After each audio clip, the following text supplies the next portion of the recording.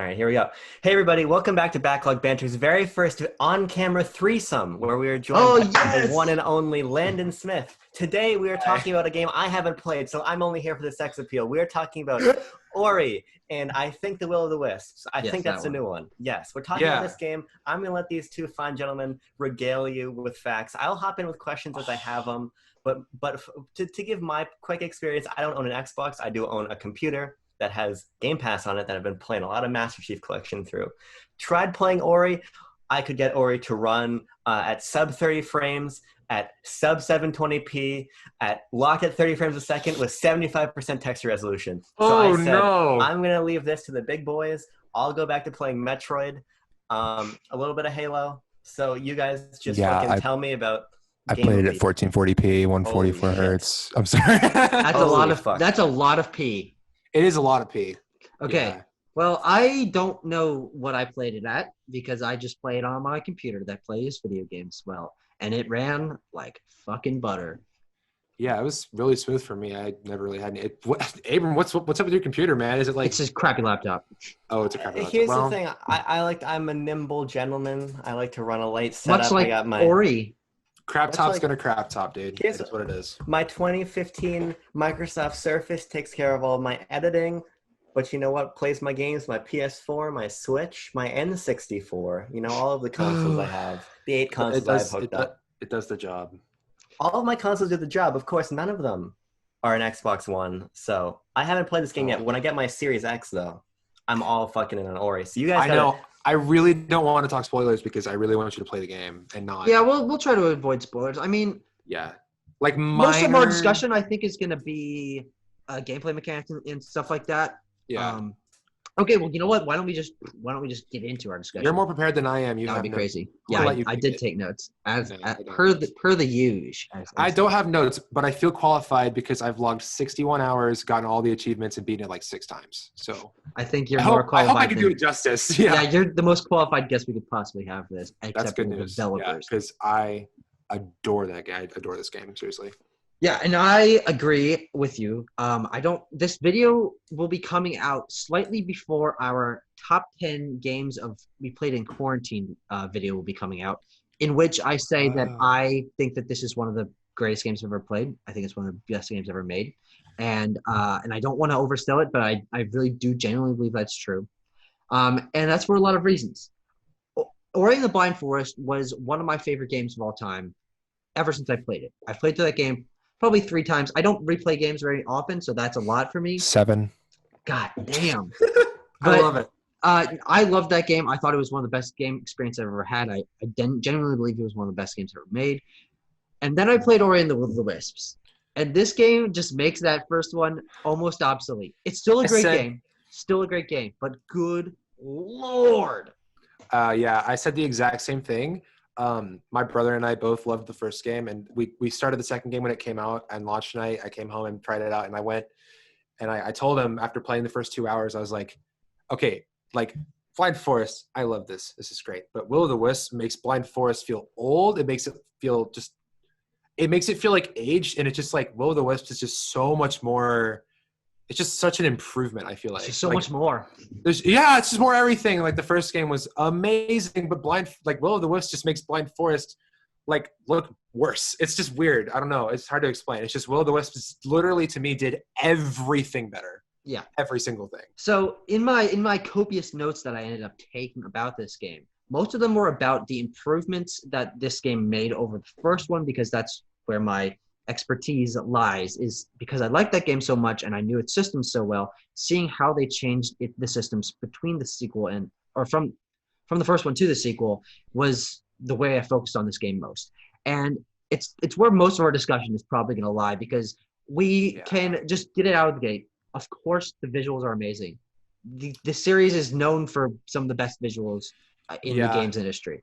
The music by Gareth Coker, the scores are incredible in both games. I still listen to it every day. Yeah, I've been listening to it as well. It's absolutely fantastic. Of course, the controls are great. Ori in the first one and even in this one controls like freaking butter. He's one of the most nimble possible video game characters you'll ever play. But on top of that, this game just adds systems that make the gameplay loop and exploration just like 5 times better. Yeah, it really is bliss.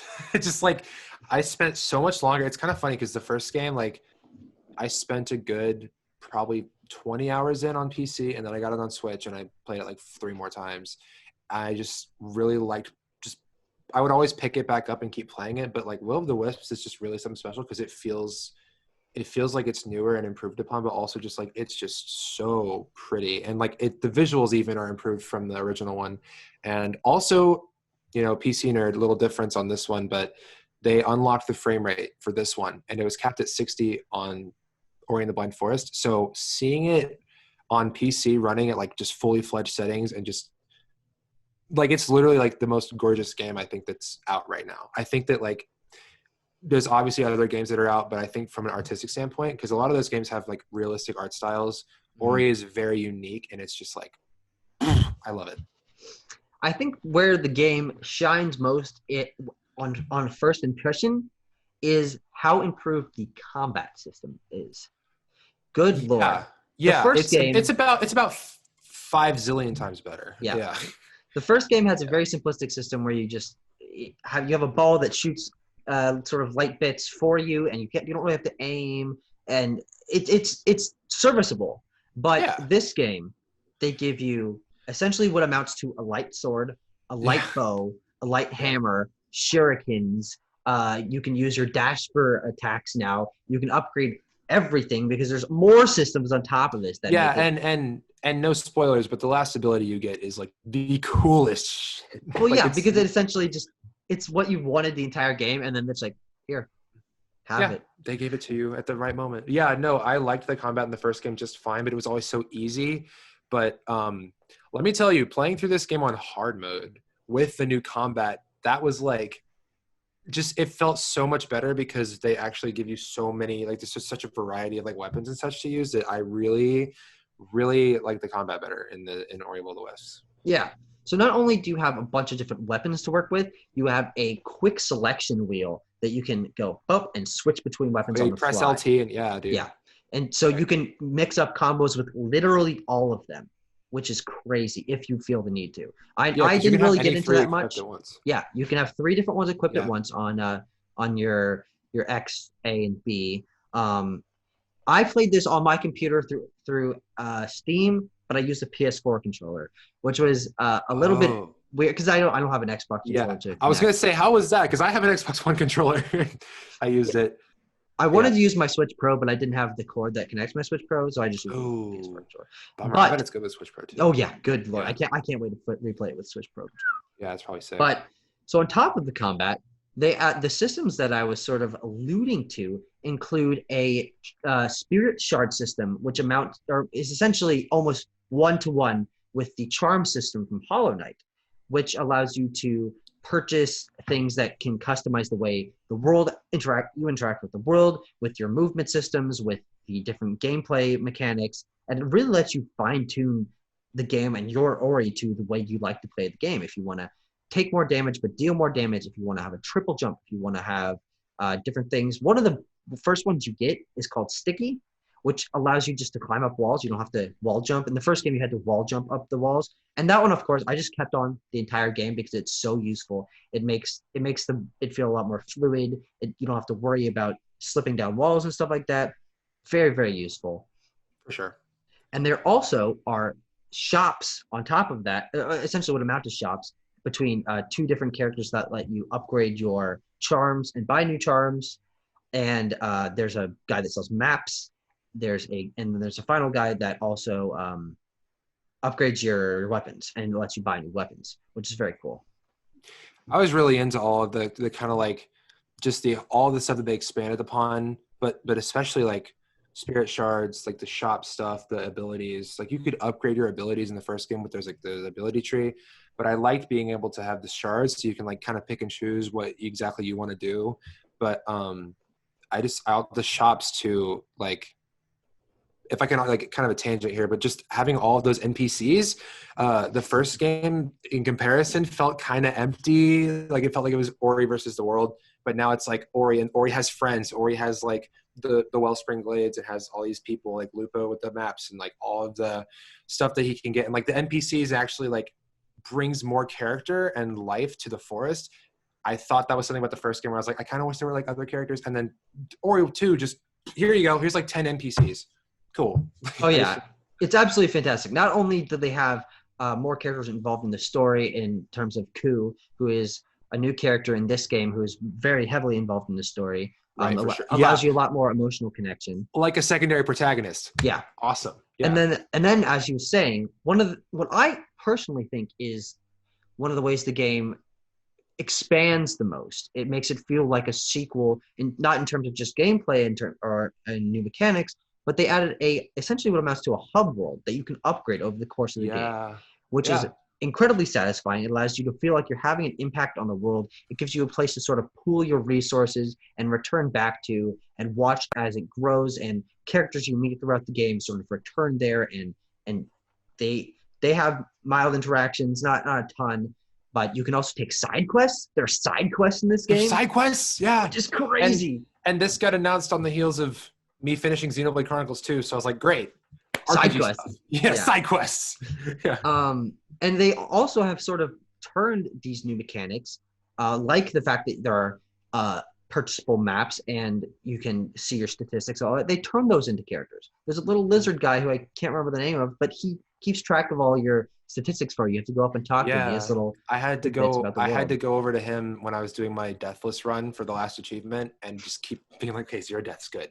Because I'm telling you, that's so stressful. Like, I can't even imagine. If you're trying to get all the achievements, it's really stressful, but it worked out. But just I think just having all the NPCs in the game just helped. Like, it brought more life to it. I just really enjoyed it. That's for sure. This game also adds a lot of elements to the world in terms of new ways of traversal that make the world feel a lot more interesting to get around. You have a grapple, which is a lot of fun to use. Your dash has been upgraded. Yes. You can climb mossy walls, which is great. You can use the grapple to go around spinning things to give yourself like a boost to like fly up. Yeah. Can I also say that I think the game goes from great to fucking amazing when you get the grapple, and you can, and also right before that when you get to bash off of things again. Because it's just like the thing about Ori is it's about progression and earning these abilities as you play through it, and it just gets more and more satisfying. Yeah. And that is on top of just little things that don't really need to be in the game, but they make you feel like you're much more acrobatic and fluid. Like they have there's just random poles just like sticking out of things. But when you go onto them, he goes, and you can like build up your momentum and fling yourself off. Yeah, it's sick. And it's always so fun to like, when you see something but you can't interact with it, and then you go and get the ability and you come back and you can actually do it. It's fun. Oh, and even another one, which is Burrow, which I don't know how they came up with that, but it adds an entire new layer of interactivity to the world and allows you to reach a ton of new areas. There's Burrow sections scattered all across the map that you can go back to. And that's one of the main strengths of the game, I think, is the fact that the world is so interconnected with, once you have this ability, you can just go straight back to another area. And there's so many different collectibles to get to, and they all feel like they're impactful, and it's crazy. Because they're all for side quests and things like that. But also like, it's just so like, it's kind of hard to say. It's like, it's captivating, I guess. Like, it's just really kind of draws you in, the whole experience. A couple other things that I want to talk about is if you are someone who is more into the traversal or the combat as opposed to the RPG sections, there are combat and like test of speed and test of strength shrines, essentially, like much like Breath of the Wild. You can race against other ghosts. There's online leaderboards for the race ones, and then there's combat shrines that can be pretty freaking hard. I didn't even draw that comparison, but you're completely right. That's just like Breath of the Wild. What? Yeah, it is. I didn't even think about that. I was like, there's literally tests of like the combat shrines and then the speed trials, which are actually really fun. But I kind of thought that the speed trials could have been like, they could have done more with that, and like you could race your friends like online multiplayer almost. Yeah. I that's kind of what I thought when they announced it. I think they announced it at E3 like a year ago, or maybe it was 2 years ago. But they announced the Spirit Trials mode, and so me and one of my friends that also really likes these games that were like, okay, dude, fight me online multiplayer. But it's not. It didn't really quite turn out that way. I kind of thought we'd be able to like, race together at the same time, but I'm okay with how they did it though. Yeah. But yeah, it is like for if you like combat and traversal in games, like the first game's fine, but just the improvements in the Will of the Wisps is like it's just night and day different.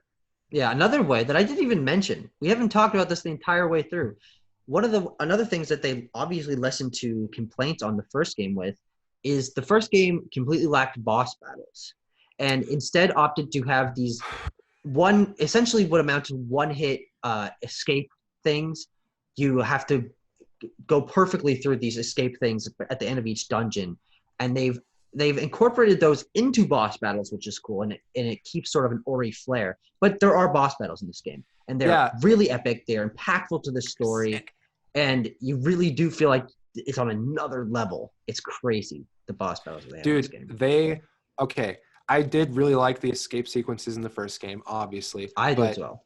That boss trailer at E3 last year, I saw that and I was like, I was a little confused because I really liked the escape sequences from the first game, and then I was like, okay, there's bosses, but are there no more escape sequences? But then it's like, you know, the watermill, and then you're just like, no, there's still escape sequences. Like I was so happy when I played that because I got there and like it's just so thrilling. That's the thing. Like the game can be so calm, but then, you know, it picks up the score, Gareth Coker's music kicks up, and it's just like, it's so awesome. But I thought the bosses were such a great addition too, because it really felt, you know, again, it felt like more life to the forest, kind of like what I said earlier, but also like it kind of made Ori feel more powerless, like less powerful, I guess. It made him feel more vulnerable. And that's kind of why it was really satisfying to beat all the bosses. Not only that, but they're all really cool. Like I thought each one had their own unique thing about them. None of them felt like really the same. Mm-hmm. You know, we've kind of talked about most aspects of this game. I mean, there's a lot of other things that we could talk about, including the fact that they completely overhauled the save system from the first game. The first game had you create your own save points, which was an interesting mechanic that worked for that. But the fact that they removed that and added what amounts to a quick save. Yeah, autosave. That's what. Yeah, they autosave, and I actually think they did okay. I was a little worried when they announced that, but I actually think it worked out okay. Yeah. I just wish it would do it a little more frequently because there were some times where I had to backtrack and I got a little frustrated. Mm-hmm. And then other things that even like this, they didn't need to do this, but they did. This has one of the best inventory screens I've ever seen. Yeah, it's really cool when It's essentially it's a constellation that every item you get in the game fills out more of the stars, and each icon is formulated for you to get certain things. And every time you beat a boss, it adds a constellation of that boss to the pause screen. There's just so many touches like that don't add anything to the gameplay experience, but it shows how much they really do care about this franchise. It also shows why it took 3 years for it to come out after E3 2017 when it was announced. But, you know, I digress. It did take a while. That last delay, my brother and I were like, actually like really sad. But the other thing for me, I can just go on hours and hours about the soundtrack. I know everyone said, you know, Ori has really great music, but like I seriously don't know if there's a game soundtrack I like more than the Will of the Wisp soundtrack. Like Xenoblade Chronicles close second, but like I really don't know because it's just so good, and there really is like a theme for every kind of like emotion in the game. There's like sad music, there's hopeful music, there's intense action music. Like it's just really interesting. I think all of the songs really fit the areas that they're fit to really well, and then the boss fight music, all of the boss fight music is just like, come on, the Gareth Coker. Okay, when they announced that he was scoring Halo Infinite, I got really excited because. It could be really good, yeah. Yeah. Man. The final thing I want to touch on before we let Abram, I want you to say something because you haven't said a fucking word. You know what? Yeah, what are you I'm doing, proud man? of you. Good job. Good job. But the final thing I want to say. Yeah, the final thing I want to say is that this game does, on top of all these fantastic visuals and gameplay and music and all of that, it has a really impactful story, and it ties into the first game in a lot of really interesting ways. And that's the area where we're not going to do spoilers, and there are abilities we haven't even talked about, and things like that come later in the game that we want you to be able to experience for the first time when you do, Abram. And anyone else that's watching this that hasn't Yeah. played it yet, like it's taking all of my mic because I want to talk about the end of the game so bad, but I won't. I swear. But it really is worth it. The story's brilliant. All right, I think it's time. Unleash the floodgates. All right. Well, now you've allowed skeptical Samuel to come back into the discussion, because you guys have talked a lot about how it's been improved and about all these features. But I suppose what I'm missing is that the Metroidvania genre, 2D action platformers, all of these, it's perhaps the most oversaturated genre in the marketplace right now, at least on the indie scale, and then scaling up into the AA space. I will give you that. What does this game do that should compel me in a way that a game like Shantae and the Seven Sirens or Hollow Knight or any of the other games that I think are at the pinnacle of this gameplay genre, what does Ori do that's different and special? Because seeing it get so many Game of the Year nominations makes me feel like I'm really missing something. And listening to you guys talk, what I hear is a very polished experience, a lot of charm and a lot of whimsy to it. But does it do something that is so unique or so ahead that makes it warranted of all of this praise in a unique way above just its general polish? For me, I think it's just the controls and just how it feels to play as Ori and move around and fight things. I have just way more fun controlling Ori in this game than any game, like any 2D game I've played. I just think it's just like, it is next level, just how fluid it is. But I kind of see what you mean. I think Metroidvanias are obviously very popular. Like a lot of indie studios making them. I was going to say first person shooters, but then that's a lot of AAA studios make those. But I kind of agree, and I understand what you mean. I just think that Ori, like a lot of these other Metroidvanias, they're really, really good. I just think Ori is kind of next level in its visuals, and I also think it's just really well paced. Like it's not too long. Like Hollow Knight's takes a while to beat, but Ori, like Hollow Knight's too long. Hollow Knight's too long, but you know, Ori 1 and 2 you could beat in a weekend if you just didn't. I don't do that. Don't do nothing and just play the games. Like do other stuff. I mean, but like, I when this game came out, I had it done in like a few days, and it's just like it felt very consistent. It didn't feel like it dragged. There was never a part that was really slow. There weren't any areas where I was just like, this is such a pain in the ass. Like, you know, the mountain in Death Stranding. There was none of that. There was none of that. So like, it just felt very streamlined, I guess, because all these other Metroidvanias, I feel like there's something about them that kind of puts me off. Maybe it's just me personally, but Ori, I just feel like is just the most well-rounded and polished of all of them. I think he kind of hit the nail on the head. Is that this game is essentially the culmination, in my opinion, of all these great games that have led to this point. When we say it takes inspiration from Hollow Knight and from Breath of the Wild and from all the games that came before it, and it is able to combine all the best like aspects of those games in a really streamlined, beautiful, emotionally compelling, and just satisfying package. It does all the things that other ones have done to the next level. When you feel the controls in this game, it's painful to go back and play like I'm playing Super Metroid. Well, we'll have a discussion about that eventually.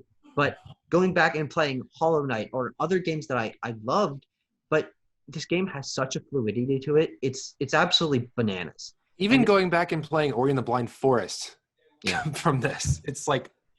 Even and I think there's something to be said about a game that can not necessarily have like one gameplay mechanic that sets it apart from everything else, but the fact that it does everything to the next level is why it deserves all the praise that it's getting. It isn't especially special. And I don't think it needs to be, because it does everything it needs to do so incredibly well. Right. It's not trying to be like, you can kind of tell it's taking inspiration from all these other games. And it's just taking the best of all of that and combining it into one very, very well done package. That's why I like it so much. Is just because it's really hard for me to say things that are like, I don't have a lot of like flaws or anything to say about it. I just think it's just very well rounded and like well done. The only negative I have, and I'd like, maybe you can say things that flaws you would find. The only flaw that I personally found is that, I'm sorry, I'm scratching my eye while I'm talking, but very good. But I found that the character models, some of them are I think most of them are 3D character models, and that was a little off-putting to me coming from the first one where they were hand-drawn. When you look at Naru in the first game, looking like she like blends into the world, and then the 3D models of Yeah. Gumo and Naru and all these characters, it's a little bit off-putting because they're not as high resolution as they probably should be because they have sort of a simplistic art style to them. Yeah. But I I mean, see that.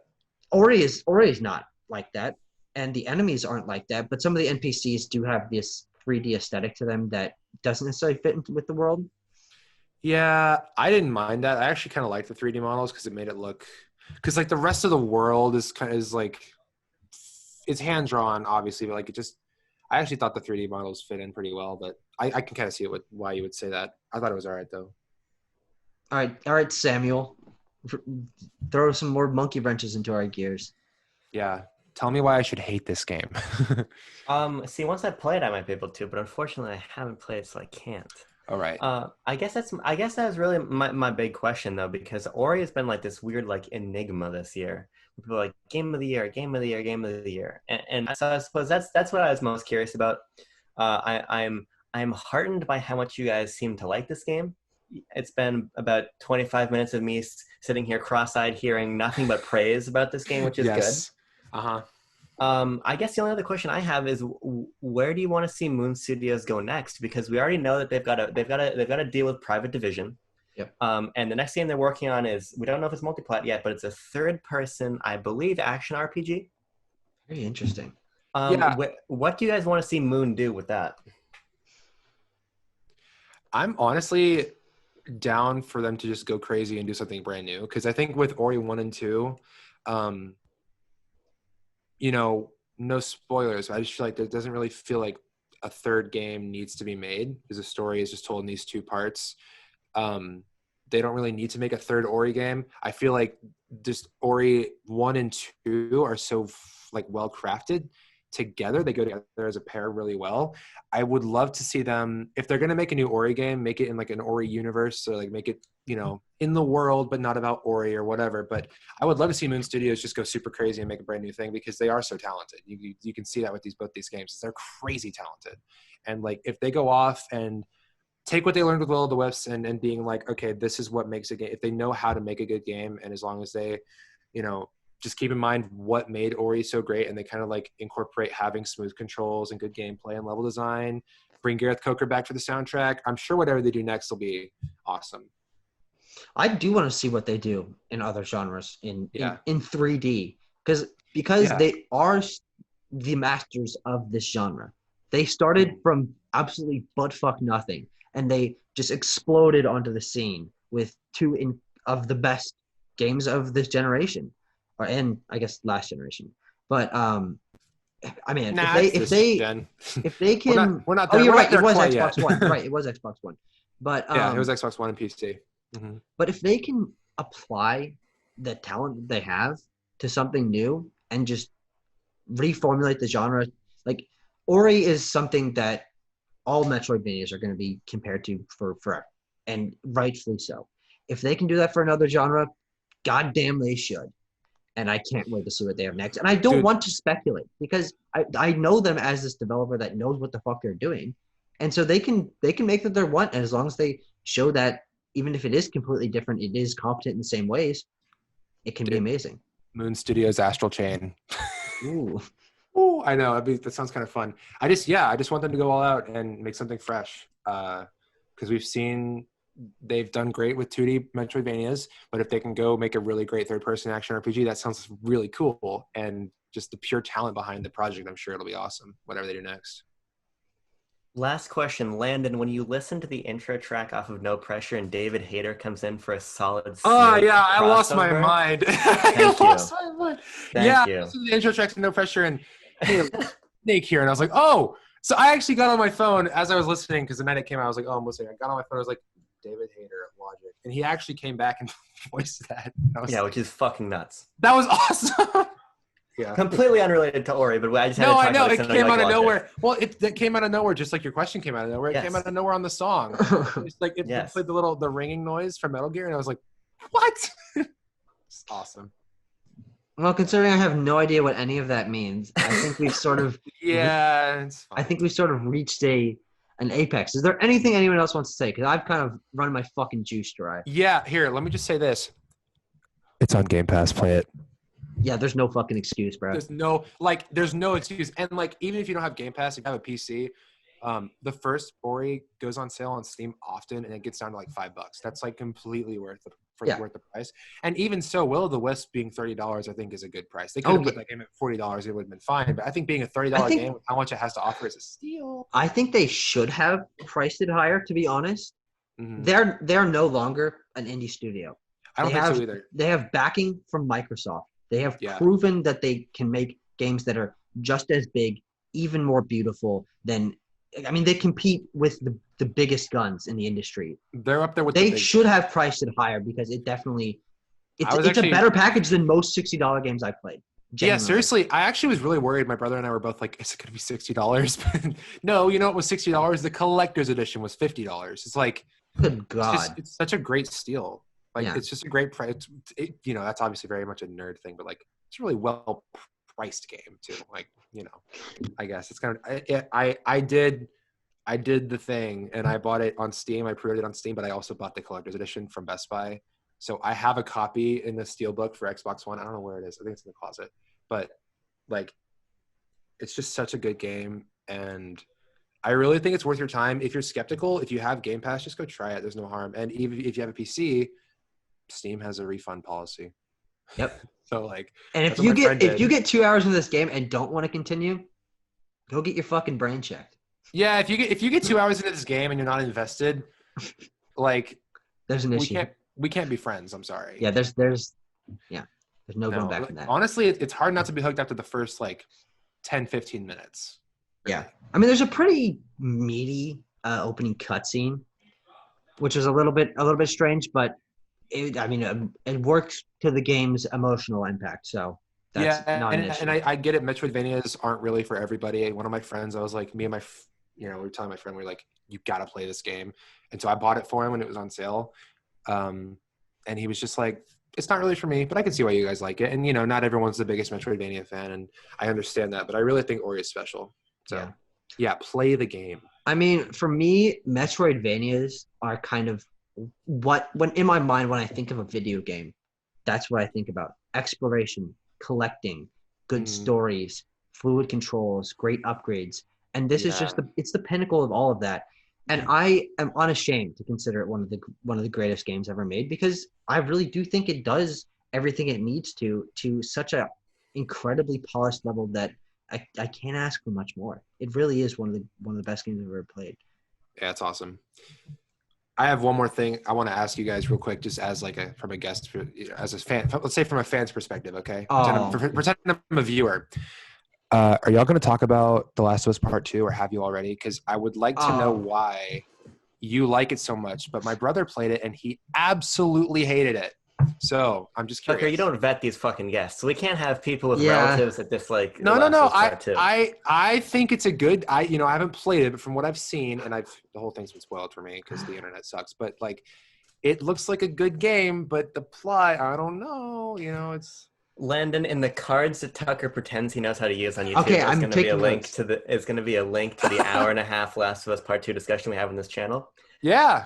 And I would watch the whole thing. I want to see why he likes it. It's full of spoilers. And then it is. I know all the spoilers already. Okay. We both go to college really fucking soon. The point is, before we leave, we got a video about our top 10 games in quarantine where I go off. We both pop off, but I pop off especially hard. I was thinking about mowing the lawn. I was like, God damn it, I did a good job of the discussion. Tucker was the baseline he usually is, but I was, of course, the star of the show, talking about Last of Us Part 2 again. So that's coming out soon.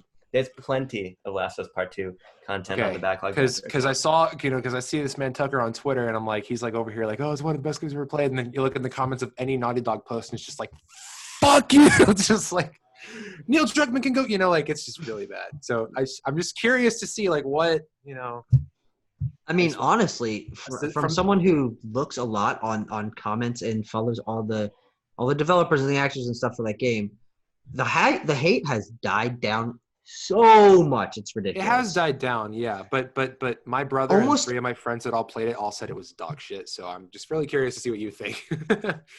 Well, This is a discussion for find another out. time. That but is a discussion for another time, Yes. though. Yes, this is an Ori discussion. I I'd love to. We'll have you back on for another Last of Us discussion. You can play the game. Honestly. Yeah, but I if I play it, I'll let you know. Yeah, if I play it. Well, that sounds good. I think we've had our sort of ending bullshittery, and I think we're ready to wrap this up. So thank you very much for being our very first guest on this channel. Yeah, sure. Yeah, that's a thing. Having a new guest. I'm gonna have to make a new. I'm gonna have to make a new format for our video. I don't know how this is gonna look, but you know what? We're finding out. We're bebopping and scatting all over the place, As and I we think often it's. do. We very much often do, and I think this video was a lot of bebop and not a lot of scat. Sure. Which for you must be disappointing, Tucker. I think that about does it. I'll Look down in the make you say it one of these comments. times. No, don't look down in the description. Find out my Twitter. Find out Abram's Twitter. Find out the Backlog Banter Twitter. I'll even put Landon's Twitter down below if you want to get a bunch of tasty BLB fan followers. That'll be my gift to you for having such a fantastic discussion. Yeah, I was gonna say I don't have a plug. I don't do. I'm not like a social media star, but like yeah, I'll be. I have a Twitter. Follow my Twitter. I tweet about stupid Nintendo games and movies. Good. That's what we do. So you fit in perfectly. Thank you very much for joining us. We will see you guys in another video. Bye. Bye. Let me hit this blind real quick so I don't look so pasty. Yeah, that's good. Look, I'm ray tracing. All right. What? The light's ray tracing over me. I'm next gen. I'm next gen. Dude, I am PS5. Watch this. Ray tracing. What? Oh fuck! Whoa! Excuse me. Whoa! Finally, a next gen game.